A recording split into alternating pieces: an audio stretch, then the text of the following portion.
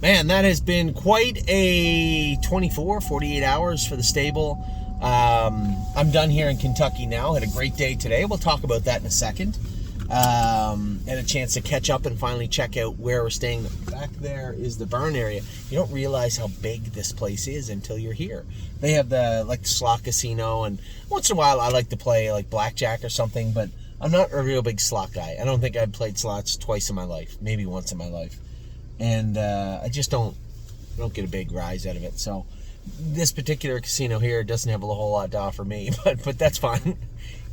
Most of the time, the only thing casinos have to offer you is a place to store your money when it's not yours anymore. So that's just fine with me that there's nothing here. But I'll tell you, it's a really, really nice property.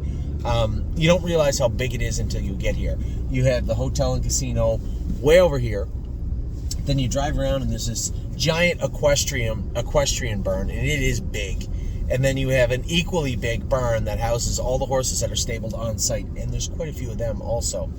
And then, yeah, man, you gotta go all the way around the corner here. There's this massive swath of land cut out of this chunk of land cut out. So you have the casino. I'll see if I can get you a little video here. You can't really see it, it's in the distance, but that right there, that building on the left, that brown building, is the casino and the hotel and the grandstand. Then over here, that's an equestrian center. That other giant red roof beside it is the barn area that we're in, and then there's another giant barn, which is the paddock. So a huge tract. Even it was lost on me how big this facility is.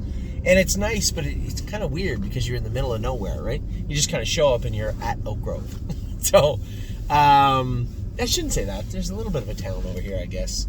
It's just an odd feeling. But the track itself, hard as a rock today, and it was very, very windy. And you could see it was hard. I guess I'll start from the top. We started off our day qualifying Tailgate Buzz. In the qualifier, he was very strong, but 57 I felt like was right up around where he was comfortable going. And at the time, I said, it's a qualifier. And he was off by himself with an ear hood on, no big deal. It wasn't until much later on when the races started that you got a sense of exactly how good a mile of 57 was today. Landing Strip is a little bit behind him and was working hard in 59. The Open went in 55 on their hands and knees.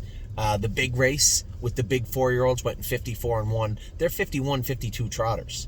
So you get a sense of how big that mile was. It was a pretty big mile from Tailgate Buzz this morning, and he did it very, very good. Going into the race today, we always talk about... Okay, relax. We always talk about... buying these horses, and sometimes it doesn't turn out, and you really got to take your time, and it doesn't always go the way we want. Well, there was 2 horses in with Landing Strip today. One was $210,000 as a yearling. The other one was $360,000, I believe. Yeah, and between the pair of them, could barely cover the cost of this hotel room for the weekend. That's not fair. They probably made more than that, but not a whole lot. And it's just the way it works out sometimes. Now, maybe they'll come on later in the 3-year-old year or 4-year-old year, but they have struggled to date and are looking to pick it up. And today was not their day either. I think they both ended up making breaks, if I'm not mistaken. Landing Strip certainly didn't. He looked great, bounced out of the gate. It was an odd take because this is the first race of the day. And sometimes when the track is playing dead like that, it's hard to really know it until you're in it, until you can actually see it, the information in front of you unfold. You see the chart lines, you see the first race, the second race, like, geez, the wind is really playing a role, and the track is really dead today, and it was. And Landing Strip halfway down the backstretch. Here's Chris Beaver's horse, first over, just qualified easily in 56 at Miami Valley, and he was struggling. Where were we at that? 59, 58 apiece, 59. Landing Strip was good, following Kevin Wallace. I felt that if I got a run at them, I would beat them. But there's no gimmies in this game. And getting into the last turn, Kevin Wallace's horse put a step in, rolled off stride, and I kind of worked my way to the outside. And it looked like he was just going to, when I popped the earplugs, he was just going to run off. And he didn't. He just the wind hit him hard, and he kind of floundered, but he got up. He secured the lead and kept the lead the whole way down the lane. So that's worth noting that he did his work and did it well. Now, the mile wasn't impressive, 59, but again, looking through the rest of the program, you see that actually was a pretty decent mile for maiden trotters. So a good mile from him, and then Per Lucky, coming off that first over trip, and he's always a funny steering horse, and Eric, he was in the barn, but that was Jason's horse. He took care of Per Lucky, and Eric didn't have a whole lot of knowledge of Per Lucky, only what he got last week. He said, Kyle said he didn't steer very good. He didn't know if he'd get over the track. I said, Eric, the horse has never steered good, not one time since we've had him. And I suspect that was a trend that's been ongoing for years and years now. You just got to watch him. He'll run into the turns. He'll run out in the straightaways. But if you put him in a low-stress situation, don't leave hard. Don't be first over, because he does bleed a little bit too. Don't leave. Don't be first over. Just kind of keep him bottled up and focused on his target. He does steer straighter. And you saw him in the 3-hole rolling along. He was fine. When we moved over to Lane, I thought he was a winner, but he'll hang sometimes. But he's such a nice old horse. And the horse that beat him is a good horse too. So no jokes. That was a tough bunch of horses. I was ribbing Yannick halfway down the lane when he ran.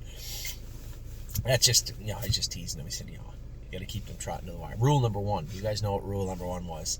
And it was easy for the qualifier and our horses today, but it's a very, very good horse that Yannick was driving. He just first start without the hobbles on, I believe, if I'm not mistaken, and a lot of work to do from the outside on a track that was not playing very kindly to horses today. So a great day here at Oak Grove, Kentucky. There's a gentleman that's quite fond of tattoos.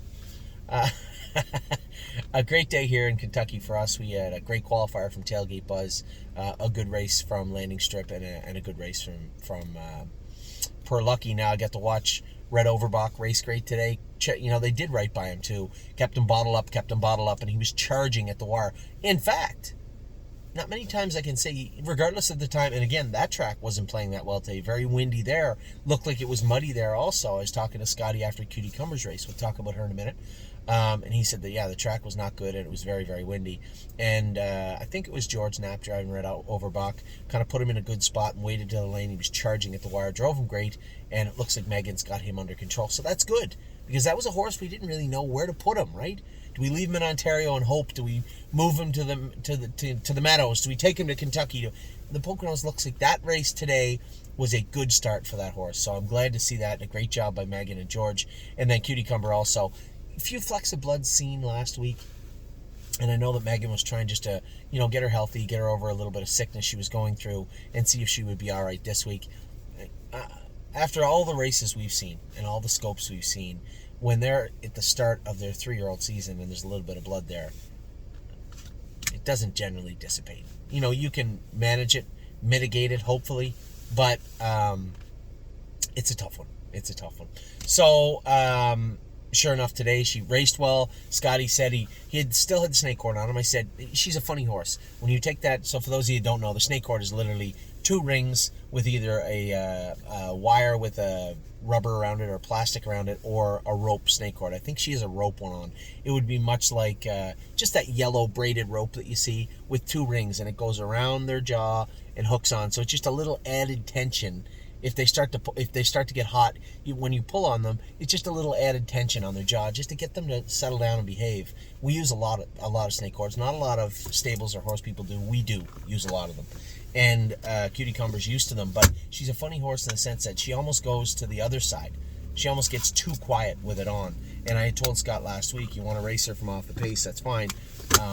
She respects the cord very well, and when you take it off, she might get a little rowdy. So we raced her with the cord on today. He did say to Megan, too, she's looking at stuff on the track. I personally have never seen Cutie Cumber look at anything, but I'm not the driver. I'm not the trainer.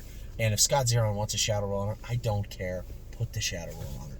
So, Scotty, I think Megan said, put a hula hoop in her head. I don't care. So, you guys have her now. If Scott is comfortable with a shadow roll and no cord, fill your boots. So next week you'll see Cutie Cumber race with a shadow roll, it sounds like, for the first time, and no snake cord on. I can assure you she'll be a little more rowdy next week. But she'll also have Lasix applied to her racing form. So I suspect you're going to see her start to come forward in a very good way over the next little. Followed her, recovered well, moved well. I think you're just going to need to see her do a lot more of what she's doing, and I think you will. I think it's in there, and I think there's no indication that it won't come out. So I think between Megan and Scotty, just racing her the way they're doing it, and doing the job properly the way they are doing it, very well, I think that Cutie Cumber will come along. So that is, for the most part, 5 down today. 5 up, 5 down, counting the qualifier. We had to get him qualified. Landing strip was great. Per Lucky was great. Tailgate Buzz qualifier was great. I was happy with Cutie Cumber, especially after the news after. She is going to improve now. And very, very happy with Red Overbach. So a great job on the south side of the border, all over the U.S. Now we head north tonight to Canada, and it is not going to be as easy looking as it was here. I can't name the 5, but I know White Tigers coming off a couple of dull races. We're looking for a rebound there. Also, Unbeatable Kemp. The one big question mark tonight will be Carter Michael Dio, and I doubt James will answer it tonight. He's not going to expose him. So I expect that he'll have a good race with a lot of hums after. Geez, I think he's going to be really good. He really looks like he's put it all together. I don't think there's going to be any closure tonight on tonight's race. Just knowing James, he's probably going to race the horse accordingly and race him easy. So White Tiger, Unbeatable Kemp, Carter Michael Dio, Stay Close is I can get them all. It's a first. Stay Close, no hobbles on tonight, in a bit of a tough spot, but we'll see. Very curious to see how he's going to race with no hobbles on. And then the 5th horse, Locatelli. I caught some flack because I see Old Moon is in with Locatelli. Somebody said, your disdain for Moon forced a sale of him. And, obviously my former partners on the horse believe that he's a better horse than he is. And no, I didn't like Walk on the Moon. But I didn't take care of him every day. It's not like I walk by him every day and kind of give him a dirty look. He was with Jason. He was with Tim. He was down here last year with Jason Robinson. He was with Stacy. He was with Mario. We've had no less than 5 or 6 trainers with this horse, and you know what? Good for Gerard Demers. He's a nice guy and a good horseman, and it's good that they brought him home and that he's racing good for them. Yes, it hurts a little bit to watch horses that we sold go forward, but at the same token, you got paid very well for a Walk on the Moon. We got $33,000 US for him, 42 Canadian. And although he's racing above that right now, his MO in the past has been once the new broom wears out, it doesn't sweep as good. And that may or may not happen. So I would like to tell you the truth and say, hey, good luck to the new connections. No, not good luck. But hey, good for you. I'm glad that the horse is racing good for you. So, it's the way it is, whether it's, we're going to have times when we sell horses that go forward. We're going to have times when we buy horses that don't come forward right away. But that's racing. This is not an easy game. It's not for the faint of heart. We're all big boys and girls, and we're all going to move forward together. So, that is that. Half the day is over. Half, a little less than half. We got 5 to go at Mohawk. Good luck to everybody. It's going to be a tough night. There's no gimmies, but there's no walkovers either. These horses aren't going to lay down for anybody. I expect they'll all race well tonight. So, from Kentucky, 11 hours and 21 minutes by car, it says on my GPS, away from 65 Moffat Lane. I will bid you adieu for now. I will probably talk to you tonight about how the 5 race tonight. Tomorrow I will get up, drive the 5 hours back to, or better part of 5 hours back to Southern Ohio, race our boy What a Mission, get in the car, drive to Northfield Park, go with the babies on Wednesday morning, and then go back home to Ontario. No regrets. It's been a great weekend. Very, very happy with the way things are going today in the U.S., but more particularly right here in our shed row in Kentucky. Eric Padalin, we'll get a little interview with him at some point in the near future, but Eric and Kathy, great people, good horse people, and it's showing here on the track in Kentucky. So I'll let you go. I hope you had a great day, and I hope we have a better night tonight. Take care.